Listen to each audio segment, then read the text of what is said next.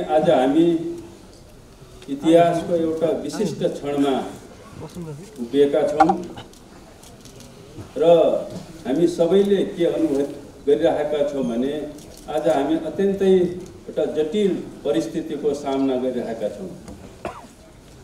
आज देशले एउटा विषम परिस्थितिको सामना गरिरहेको छ र यो विषम परिस्थिति ल्याउनुमा कोभिडले पनि एउटा महत्त्वपूर्ण भूमिका खेलेको छ र यो विषम परिस्थिति पैदा हुनुमा हाम्रो पार्टीको अन्तरसंघर्षले पनि एउटा महत्त्वपूर्ण भूमिका खेलेको छ। यसको साथसाथै यो विषम परिस्थिति सिर्जना गर्नमा प्रतिगामी शक्तिहरूको षड्यन्त्र र उनीहरूको प्रतिगामी रणनीतिले पनि महत्त्वपूर्ण भूमिका खेलेको छ।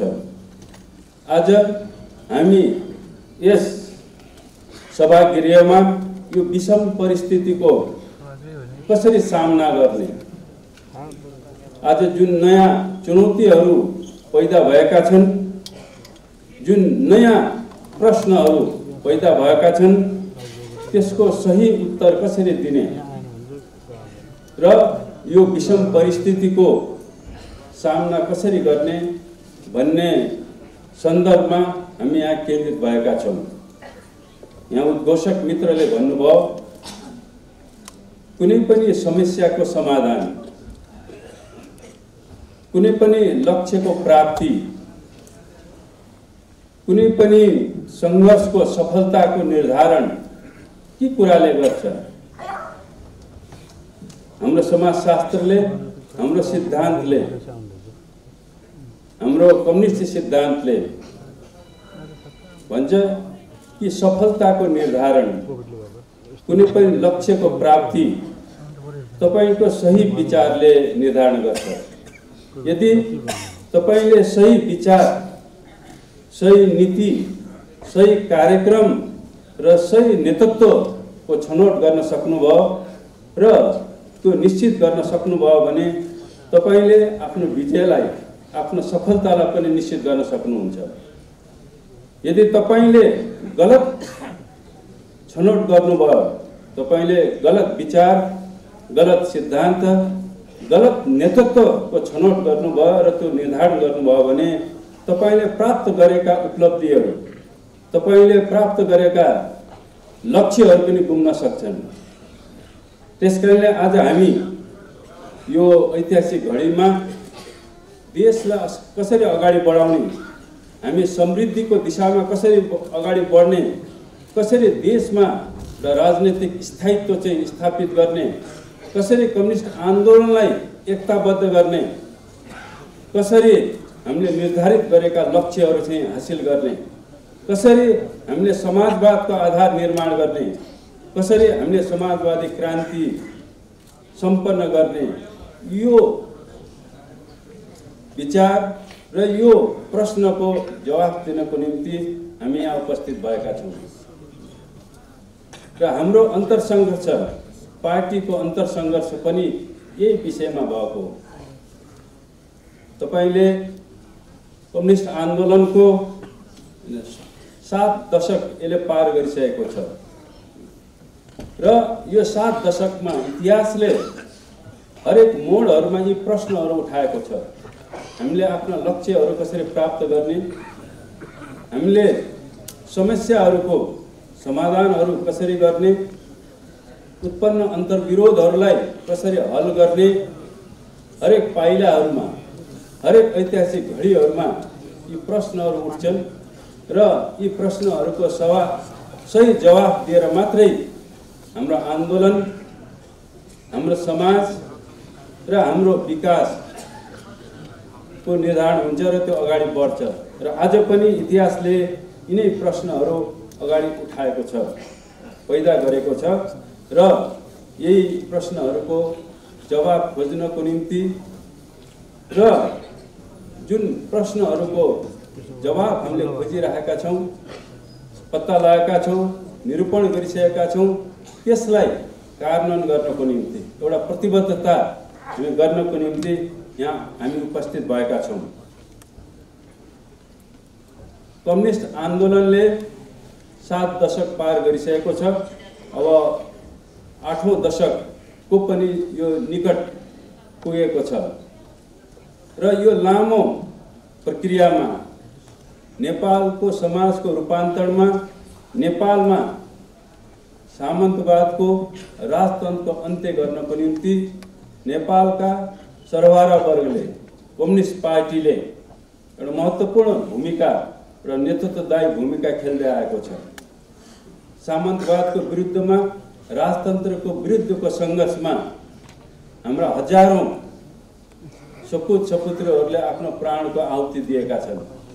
थुप्रैले यातना सहेका छन् र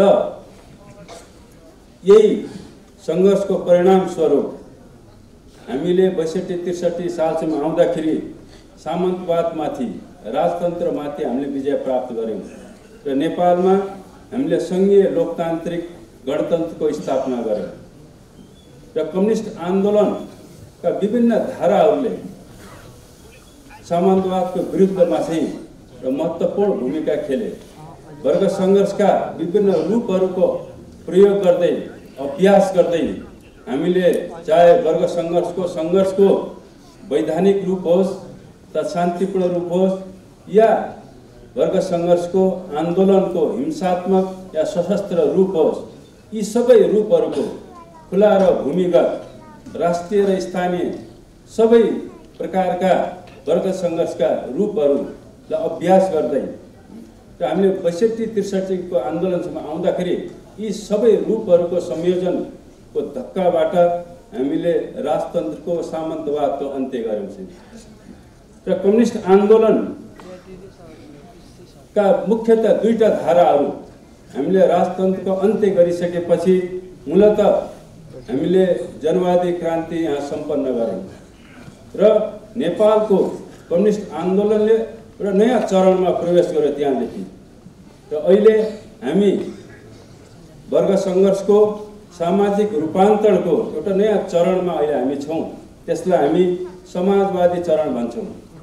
अब हामीले यो देशमा जनवादी व्यवस्थाको स्थापना गरिसकेपछि, हामीले जनवादी क्रान्ति सम्पन्न गरिसकेपछि अब हामीले समाजवादको यहाँ निर्माण गर्ने हो। समाजवादको अर्थ भनेको त्यो समृद्धिको एउटा अभिव्यक्ति हो। समाजवाद भनेको समानताको अभिव्यक्ति हो र हामी यस्तो समाज, यस्तो राज्य हामी निर्माण गर्न चाहन्छौँ जहाँ समानता होस्, जहाँ समृद्धि होस्, कोही पनि त्यहाँ खान नपाउने र कोही चाहिँ खान पाउने त्यो किसिमको अवस्था नहोस्। त्यसकारणले समाजवाद, त्यस्तो समाजको हामी निर्माण गर्न चाहन्छौँ। हामी त्यो चरणमा आइपुगेका छौँ र त्यसको निम्ति हामीलाई सही सिद्धान्त, सही विचार, कमरेड मदन भण्डारीले भने जस्तै हामीलाई सही विचार, सही नीति चाहिन्छ। त्यो कुनै किताबमा छैन, त्यो मार्क्सवादका ठेलीहरूमा त्यो छैन।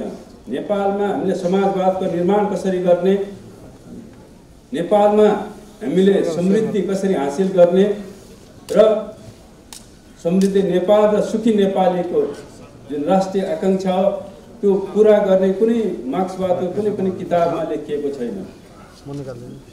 हामीले नै त्यो सिद्धान्तको प्रतिपादन गर्ने हो र विचारहरू, सिद्धान्तहरू कहाँबाट पैदा हुन्छ? मार्क्सवादले हामीले सिकाउँछ, विज्ञानले हामीलाई सिकाउँछ त्यो जनताबाट प्राप्त हुन्छ, त्यो जीवनबाट प्राप्त हुन्छ। हामीले जनताबाट नै सही विचार पाउन सक्छौँ। हामीले वर्ग सङ्घर्ष आन्दोलनबाट नै ती सही विचारहरू चाहिँ पैदा हुन्छन्। त्यसकारणले हामीले समाजवादको निर्माण गर्नको निम्ति सही विचारको प्रतिपादन गर्ने, एउटा सही कार्यदिशाको, सही नेतृत्वको चाहिँ निरूपण गर्ने एउटा चरणमा हामी आइपुगेका छौँ र हाम्रो पार्टीभित्रको अन्तरसङ्घर्ष पनि अहिले समाजमा भइरहेको, पार्टीभन्दा बाहिर भइरहेको एउटा बहस पनि चाहिँ हामीले सही विचार, सही सिद्धान्त र सही नेतृत्वको निर्माण कसरी गर्ने भन्ने सन्दर्भमा यी भएका हुन्। हामीले यस अर्थमा, यस परिप्रेक्ष्यमा हाम्रो पार्टीभित्रको अन्तरसङ्घर्षलाई पनि बुझ्न जरुरी छ। आज हामी यहाँसम्म आउँदाखेरि हामीले जनवादी क्रान्ति सम्पन्न गरिसकेपछि हामीले समाजवादको आधार निर्माण गर्नको निम्ति हामीलाई एउटा सही, एउटा शक्तिशाली, एउटा मजबुत नेतृत्व चाहिन्छ भन्ने त्यो निष्कर्ष, त्यो आत्मबोध सहित नेपालको विभाजित कम्युनिस्ट आन्दोलन जो विभिन्न धाराहरूमा विभाजित भएका थिए त्यसलाई एकताबद्ध गर्न जरुरी छ भनेर हामीले नेपालको कम्युनिस्ट आन्दोलनका धाराहरूलाई हामीले एकताबद्ध गरेको छ र नेकपा एमालेले एउटा धाराको प्रतिनिधित्व गर्थ्यो र नेकपा माओवादी केन्द्रले नेपाली कम्युनिस्ट आन्दोलनको अर्को धाराको प्रतिनिधित्व गर्थ्यो। यी दुईटा धाराको एकीकरणबाट नेकपा भन्ने पार्टीको एउटा मजबुत नेतृत्व, एउटा शक्तिशाली चाहिँ पार्टीको हामीले निर्माण गर्यौँ र यसको साथसाथै हामीले समाजवादको आधार खडा गर्न, यसको निर्माण गर्नको निम्ति एउटा राजनीतिक स्थायित्व चाहिन्छ, एउटा मजबुत सरकार चाहिन्छ भन्ने त्यो आत्मबोधका साथमा चाहिँ हामी जनताको बिचमा गयौँ र जनताले 2/3 चाहिँ एउटा स्थायित्वको चाहिँ जनादेश हामीलाई दियो र 2/3 मतसहितको एउटा मजबुत सरकार, एउटा राजनीतिक स्थायित्वको म्यान्डेट जनताले हामीलाई दिए र हामीले 62-63 सम्म आउँदाखेरि जनताकै बलमा हामीले सङ्घीय लोकतान्त्रिक गणतन्त्रको स्थापना गर्यौँ। यो तीनटा कुराहरू जनवादी क्रान्ति भनौँ अथवा चाहिँ सामन्तको अन्त्य पश्चात यी तीनवटा हामीले उपलब्धिहरू चाहिँ हामीले हासिल गर्यौँ। एउटा मजबुत कम्युनिस्ट पार्टीको निर्माण, दोस्रो एउटा स्थिर र एउटा मजबुत सरकारको निर्माण र तेस्रो हामीले सङ्घीय लोकतान्त्रिक गणतन्त्रको स्थापना चाहिँ यो तीनवटा एउटा ऐतिहासिक उपलब्धिहरू नेपाली क्रान्तिका सफलताका अभिव्यक्ति हुन् भन्ने हामीलाई लाग्दछ। तर यिनै उपलब्धिहरू प्राप्त गरे पश्चात प्रतिगामी शक्तिहरूले ती उपलब्धिहरूलाई समाप्त पार्न, उनीहरूले फेरि आफ्नो गुमेको सत्तालाई पुनर्स्थापना गर्नको निम्ति उनीहरूले आफ्नो रणनीतिहरू तय गरे। उनीहरूले फेरि प्रतिगमनलाई पुनर्स्थापना गर्नको निम्ति उनीहरूले नेकपालाई, यो आन्दोलनको नेतृत्वलाई कसरी विभाजित गर्ने भन्ने उनीहरूले रणनीति तय गरे। उनीहरूले फेरि प्रतिगमनको पुनर्स्थापनाको निम्ति कसरी फेरि एउटा राजनीतिक अस्थिरता पैदा गर्ने देशमा र नेकपाको नेतृत्वमा भएको सरकारलाई कसरी विघटन गर्ने भन्ने उनीहरूले रणनीति तय गरेछन्।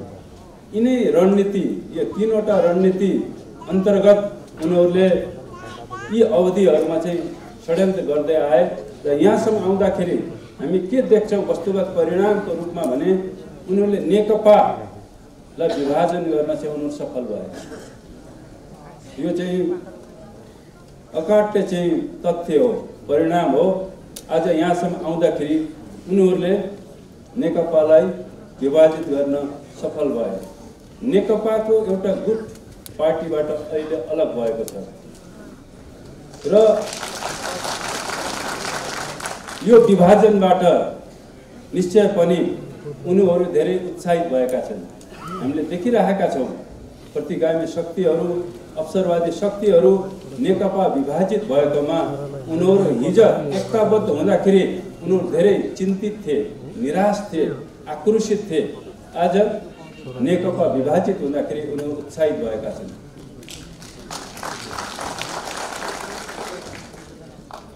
र आज उनीहरूले राजनीतिक अस्थिरता फेरि सिर्जना गर्न सकेकोमा, उनीहरूले नेकपाको निर्वाचित 2/3 सरकार विघटन भएकोमा उनीहरू त्यहाँ पनि हर्षोल्लास उनीहरूले मनाइरहेका छन् र उनीहरू अब के कुरामा ढुक्क जस्तो देखिन्छन् भने अब हाम्रो दिन फर्किनेवाला छ।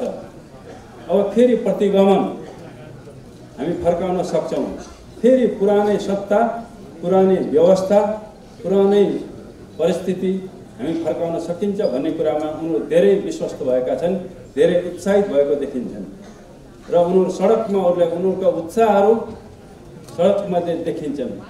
छताछुल्लो भएका छन् कि अब प्रतिगमनको दिन आयो भन्ने कुरामा उनीहरू रमाइरहेका छन्। त कमरेडहरू, आज हामी यो ऐतिहासिक घडीमा फेरि कम्युनिस्ट आन्दोलनलाई कसरी एकताबद्ध गर्ने, हामीले प्रतिगमनको खतरालाई, त्यो जोखिमलाई, त्यसको पुनर्स्थापनालाई कसरी रोक्ने, कसरी फेरि देशमा एउटा राजनीतिक स्थायित्व, नेकपाको नेतृत्वमा फेरि एउटा मजबुत सरकार कसरी निर्माण गर्ने भन्ने प्रश्नसहित यहाँ उपस्थित भएका छौँ। पक्कै पनि हाम्रो पार्टीले यसको जवाफ दिएको छ, हाम्रो नेतृत्वले यसको सही जवाफ दिएको छ। अब हामीले विभाजित कम्युनिस्ट आन्दोलनलाई, यो पुनः विभाजित कम्युनिस्ट आन्दोलनलाई हामी अब जनताको बीचमा गएर जनताले मात्र यो विभाजित कम्युनिस्ट आन्दोलनलाई फेरि एकताबद्ध गर्न सक्छन्।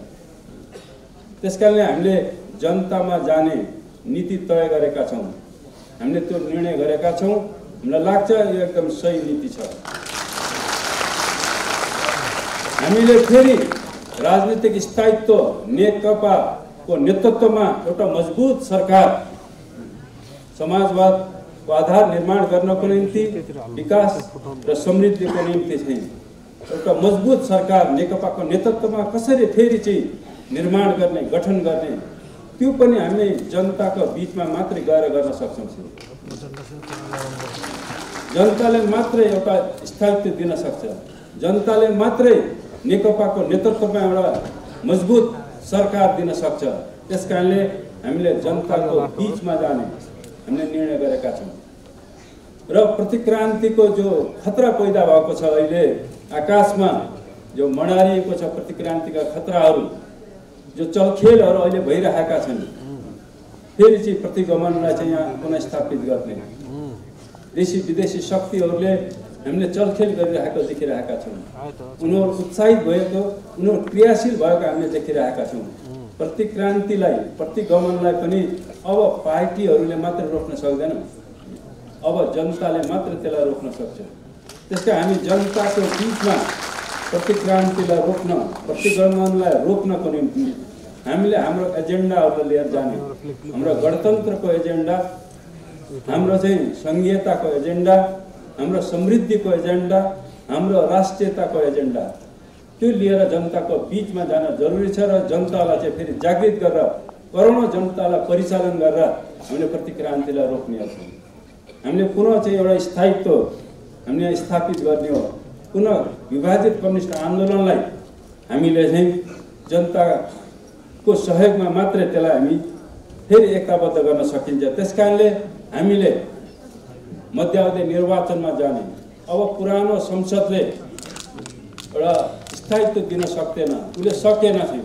यहाँसम्म आउँदाखेरि पुरानो संसद एउटा अस्थिरताको संयन्त्रमा परिणत भइसकेको छ। त्यसकारण यसको औचित्य सकियो। त्यसकारण हामीलाई नयाँ संसदको पुनर्स्थापना, नयाँ संसदको स्थापनाले आजको सही पोलिसी हुनसक्छ, सही नीति हुनसक्छ, सही मार्गचित्र हुनसक्छ। त्यसकारणले नयाँ संसद, पुरानो संसद होइन, नयाँ संसदको स्थापना नै आजको सही चाहिँ नीति हो, सही मार्गचित्र हो। आज हामी जनताको बीचमा गएर लाखौँ करोडौँ जनतालाई परिचालन गरेर चाहिँ नयाँ संसदको स्थापना गर्ने र त्यो मार्फतबाट एउटा स्थिर सरकार, एउटा शक्तिशाली सरकारको निर्माण गर्ने र निर्वाचनको माध्यमबाट कम्युनिस्ट आन्दोलनलाई पनि हामीले एकीकृत गर्नेछौँ। यो माध्यम नै यस्तो माध्यम हो जसबाट फेरि हामी विभाजित कम्युनिस्ट आन्दोलनलाई एकीकृत गर्न सकिन्छ र कम्युनिस्ट आन्दोलनमा भएका अवसरवादी चाहिँ तत्त्वहरूलाई, अवसरवादी प्रवृत्तिलाई चाहिँ हामी किनारा लगाउन सकिन्छ। जनतामा गएर हामी यहाँ माथि बहस गरेर, छलफल गरेर एक अर्कालाई कारवाही गरेर चाहिँ उनीहरूलाई किनारा लगाउन सकिन्न र त्यो जनताको बिचमा गएर मात्र चाहिँ कम्युनिस्ट आन्दोलनका अवसरवादी प्रवृत्तिहरूलाई चाहिँ हामीले चाहिँ किनारा लगाएर कम्युनिस्ट आन्दोलनलाई एकीकृत गर्न सकिन्छ। आज कम्युनिस्ट आन्दोलनमा फुट पैदा भएको कारण पनि चाहिँ अवसरवादी प्रवृत्तिको कारणले गर्दाखेरि हो। एउटा पद लोलुप सत्ता लोलुप चाहिँ प्रवृत्तिको कारणले गर्दाखेरि चाहिँ कम्युनिस्ट आन्दोलनमा चाहिँ त्यो विभाजन आएको हो। तपाईले पछिल्लो चाहिँ पार्टीभित्रको अन्तर सङ्घर्षमा हेर्नुभयो भने त्यहाँ कुनै राजनीतिक विषयमा चाहिँ हाम्रो सङ्घर्ष छैन। त्यहाँ सत्ता अंश बढ्नमा हाम्रो झगडा छ। को प्रधानमन्त्री हुने, को राष्ट्रपति हुने, को पार्टीको अध्यक्ष हुने, त्यहाँ केन्द्रित छ बहस। को कमिटीका अध्यक्ष हुने, को सचिव हुने, को मन्त्री हुने, को राजदूत हुने, त्यहाँ बहस छ। देखिए यो कुनै राजनीतिक बहस होइन, कुनै विचारधारात्मक बहस होइन। र किन संसद विघटन हुनु पर्यो, गर्नु भयो विघटन? किन पार्टीबाट एक थरी कमरेडहरू चाहिँ एउटा गुट चाहिँ अलग भयो? त्यसको पछाडि त्यो पावर सेयरिङ अथवा त्यसलाई सत्ता लोलुपतालाई नै बढी काम गरेको छ। पार्टीभित्रको अन्तर सङ्घर्षको चाहिँ एउटा उत्कर्षमा आउँदाखेरि हामी के देख्छौँ भने हाम्रा कमरेडहरूले पार्टीको अध्यक्षलाई हटाउनको निम्ति उनीहरूले आरोप पत्र खडा गरे। उनीहरूले आफ्नै पार्टीको प्रधानमन्त्रीलाई हटाउनको निम्ति उनीहरूले कृत्रिम चाहिँ आरोप पत्र खडा गरे। हुनसक्छ पार्टीको अध्यक्ष एउटा व्यक्ति पनि हो र कमी कमजोरीहरू सबैमा हुन्छन् र ती कमी कमजोरीहरूलाई सच्याउने कुरा हो। तर कमरेडहरूले पार्टीको अध्यक्षलाई चाहिँ कमरेडहरूले एउटा कमरेडको रूपमा नभएर एउटा अपराधीको रूपमा उहाँहरूले चाहिँ आरोप पत्र खडा गर्नुभयो र त्यसलाई कारवाहीको हदसम्म लैजाने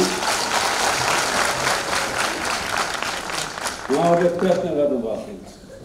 प्रधानमन्त्रीलाई, पार्टीको देशको एउटा प्रमुखलाई, संसदीय दलको नेतालाई उहाँहरूले आफ्नो नेताको रूपमा होइन एउटा अपराधीको रूपमा उहाँहरूले खडा गर्नुभयो र प्रधानमन्त्रीबाट हटाउने उहाँहरूले चाहिँ योजना बनाउनु भएको छ।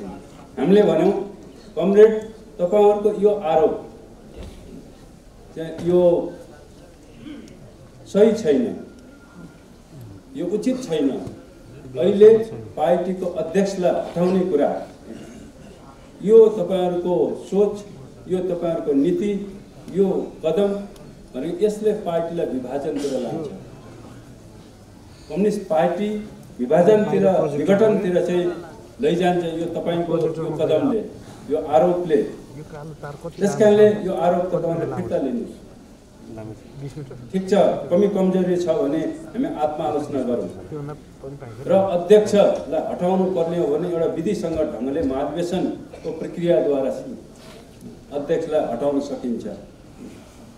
तर यो ढङ्गले जसरी तपाईहरुले अहिले आरोप खडा गर्नुभएको छ यसले वास्तवमा पार्टीलाई विघटनतिर लान्छ र यो फिर्ता लिनुस् भने लास्टसम्म चाहिँ हामीले अनुरोध गर्यौं, तर हाम्रा कमरेडहरूले त्यो कुरालाई मान्नु भएन। हामीले अन्तिमसम्म पनि हामीले भन्यौं कि अहिले प्रधानमन्त्रीलाई यो कार्यकाल पूरा नहुँदै अहिले हटाउनु यो उचित हुँदैन। यसले एउटा ठुलो राजनीतिक अस्थिरता पैदा गर्छ। त्यसकारणले यो कदम पनि चाहिँ तपाईहरुको उचित छैन। यो सोच र यो माग पनि ठिक छ। ठिक छ, अब आगामी निर्वाचनमा तपाईहरु हुनुहोला, कोही हुनुहोला, अहिलेको चाहिँ प्रधानमन्त्री हुनुहुन्न अथवा हुनुहुन्न भनेर उहाँले आफैले पनि भनिराख्नु भएको छ।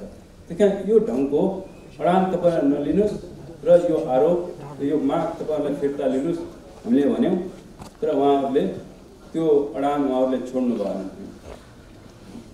र उहाँहरूले प्रधानमन्त्रीलाई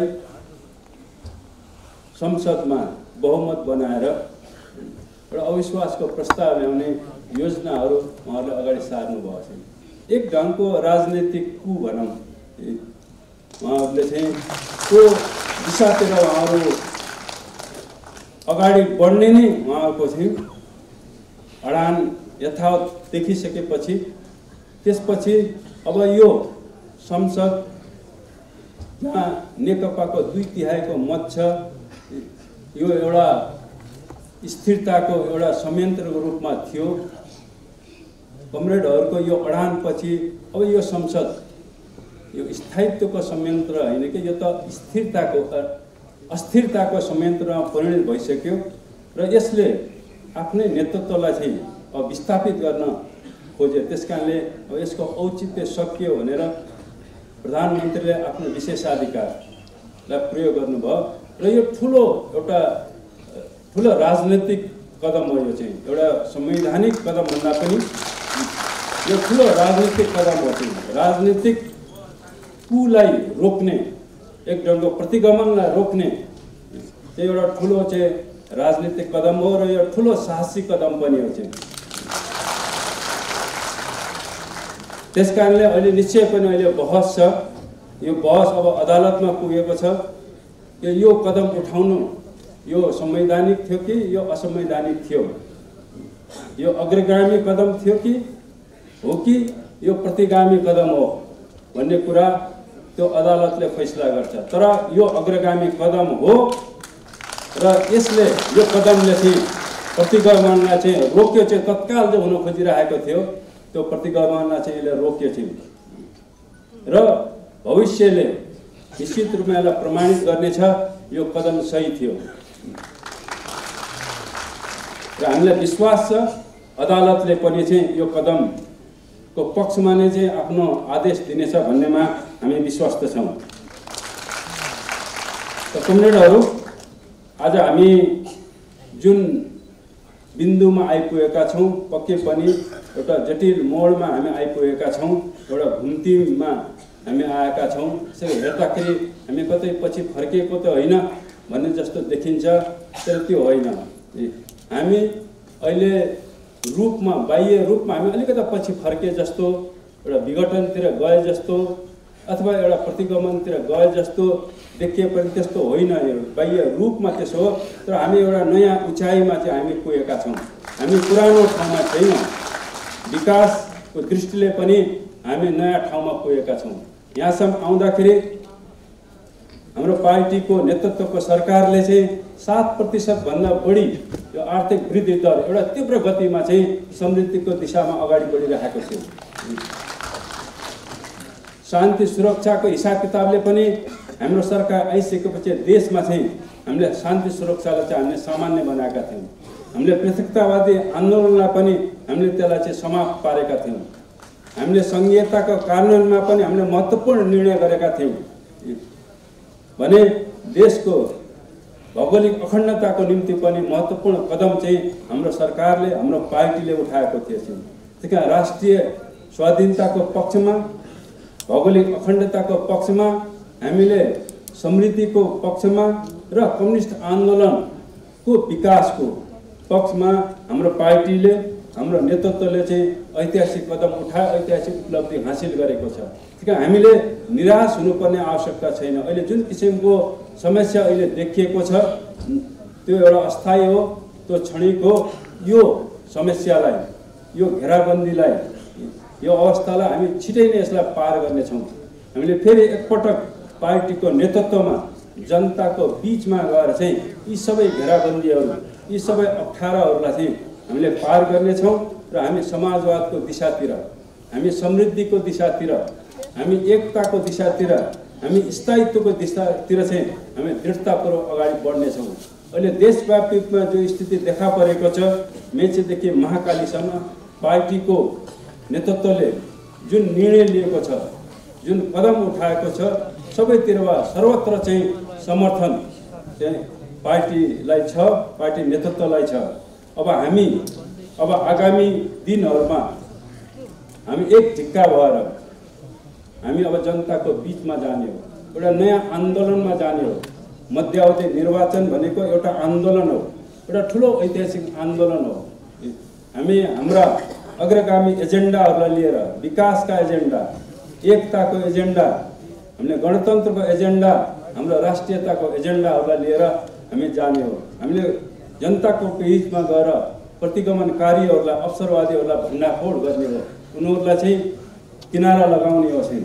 र पक्कै पनि हामीलाई विश्वास छ जनता एकता चाहन्छन्, जनता स्थायित्व चाहन्छन्, जनता समृद्धि चाहन्छन्, जनता राष्ट्रिय अखण्डता स्वाधीनता चाहन्छन्। त्यसकारणले हाम्रो एजेन्डाहरू सही छन्, हाम्रा नीतिहरू सही छन्, हाम्रा विचारहरू सही छन् र हाम्रो नेतृत्व पनि सही छ। यो विश्वासका साथमा चाहिँ हामी अगाडि बढौँ। आज यो ऐतिहासिक घडीमा म सम्पूर्ण काठमाडौँका सबै नेता कार्यकर्ता कमरेडहरूमा म यही अपिल गर्न चाहन्छु, हामी एक ढिक्का छौँ र एक ढिक्का भएर जनताको बीचमा जाउँ, एउटा नयाँ अभियानमा जाउँ र यो नयाँ अभियानमा विजय प्राप्त गरौँ। यही शुभकामना सहित म बिदा हुन्छु। धन्यवाद।